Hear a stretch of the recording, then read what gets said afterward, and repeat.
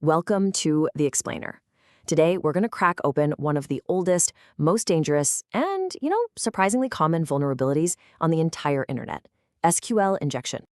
At its core, SQL injection is pretty much exactly what this picture shows.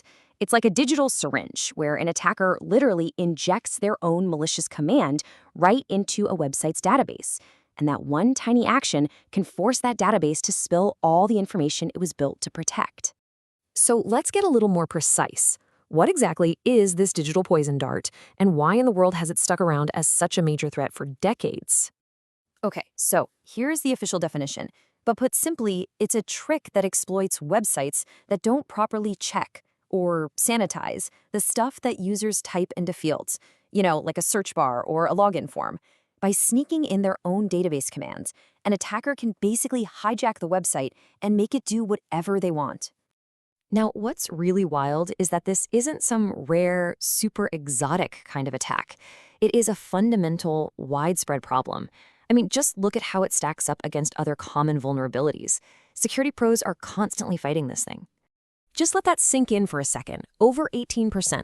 That means that nearly 1 out of every 5 web vulnerabilities out there is this specific type. It's a massive slice of the pie, and it really just highlights how often this one critical and totally preventable mistake is made. So how does this actually work in the real world? Let's break down the anatomy of a classic attack you'll see all the time, getting past a simple login screen. This really illustrates the basic flow perfectly. So step 1, the hacker finds a weak spot, an input field, and injects their code. Step 2, the website's database just blindly accepts it and runs the malicious command. And boom, step 3, the hacker is in, with full access to see or even change sensitive records. So here's what the website thinks it's doing. When you type in your username, the code is supposed to run a simple command. It just looks for a user in the database that matches that name. It's a really straightforward lookup, nothing fancy. But of course, the attacker isn't entering a normal username. They're typing in what looks like total gibberish, but it's actually a very carefully crafted set of instructions for the database. And the key here is that the vulnerable website is about to mix this malicious instruction right in with its own code. And this is the result. The injected code completely hijacks the original logic. The query now asks the database to find a user where the username is blank or where 1 equals 1. Now, think about that for a second. When does 1 not equal 1? Never. That statement is always universally true. So the database just says, aha, I found a match. Then, and this is the really slick part, that double dash at the end, that's a comment symbol in SQL. It tells the database to just ignore everything that comes after it, which just happens to be the part of the code that checks the password. And just like that, the door is wide open. Okay, so the attacker's in. What's the big deal? Well, the consequences can be absolutely catastrophic for businesses and for you and me. Let's take a look at what's really at stake here. A successful attack gives someone unauthorized access to the database's crown jewels. We're talking passwords, credit card numbers, all your personal user info. For a company, this could mean losing their entire customer list or some priceless trade secret. This is exactly why this one vulnerability is taken so seriously. Now, that login bypass we just saw, that's just one tool in the attacker's toolkit. There are a whole bunch of different flavors of SQL injection, and each one is designed to pull out information in different ways. As you can see from this chart, attackers can kind of pick their poison.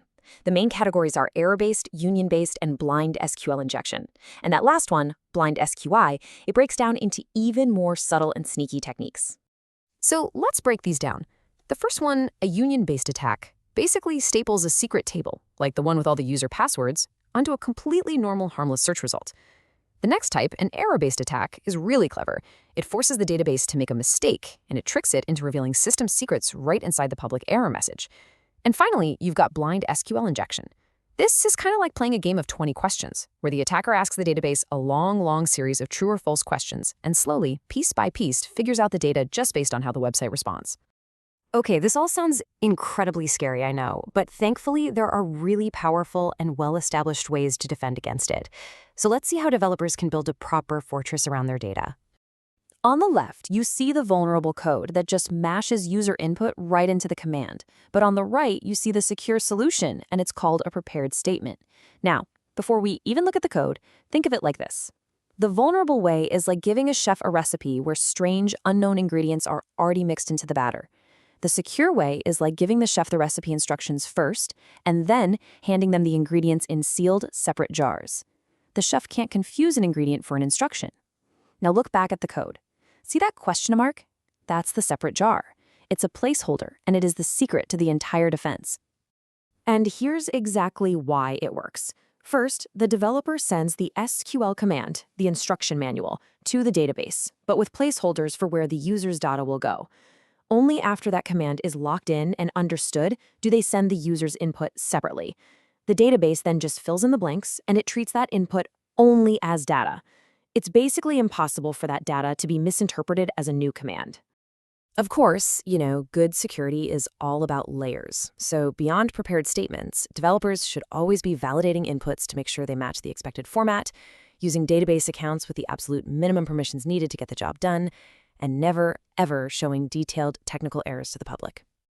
And this really brings us to our final thought. So much of our digital safety, from our bank accounts to our private messages, can literally depend on whether a developer writes a single line of code one way or another. It's a pretty stark reminder of how these tiny technical details can have absolutely monumental consequences in our connected world.